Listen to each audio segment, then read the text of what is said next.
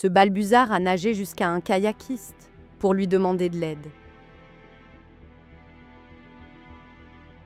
Ruth est bénévole dans un centre de réhabilitation pour la faune sauvage. Un jour, elle reçoit un appel concernant un Balbuzard en détresse et découvre rapidement que l'oiseau est justement dans l'eau, juste derrière chez elle. Elle saute aussitôt dans son kayak pour aller le secourir. Et l'oiseau, visiblement désespéré, grimpe pratiquement tout seul à bord du kayak. Le rapace s'était emmêlé dans une ligne de pêche laissée pendante depuis un arbre au-dessus du canal. L'hameçon triple s'était accroché à l'une de ses ailes. Par chance, le Balbuzard s'est adressé à la bonne personne. Ruth l'aide doucement à s'installer dans le kayak. Et l'oiseau se montre incroyablement calme et coopératif. Elle lui tend une serviette qu'il agrippe avec ses serres, tout en tenant ses pattes et en le libérant de la ligne de pêche.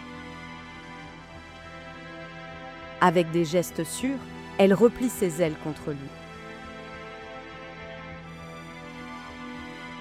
Ils ont envisagé de couper l'hameçon encore logé dans l'aile, mais ont préféré ne pas le faire, de peur d'aggraver la blessure en faisant bouger l'hameçon. Pour apaiser l'oiseau, Ruth lui couvre la tête avec une serviette.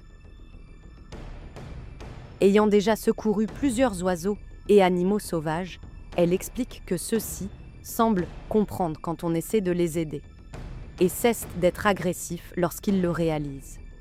Une fois le Balbuzard bien installé, Ruth rame tranquillement jusqu'à la maison.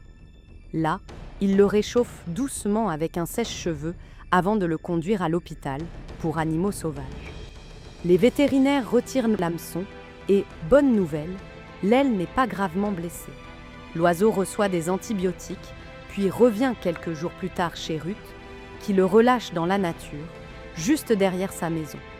Depuis, le Balbuzard est revenu à sa vie de pêcheur et chasse chaque jour dans le canal comme si rien ne s'était passé.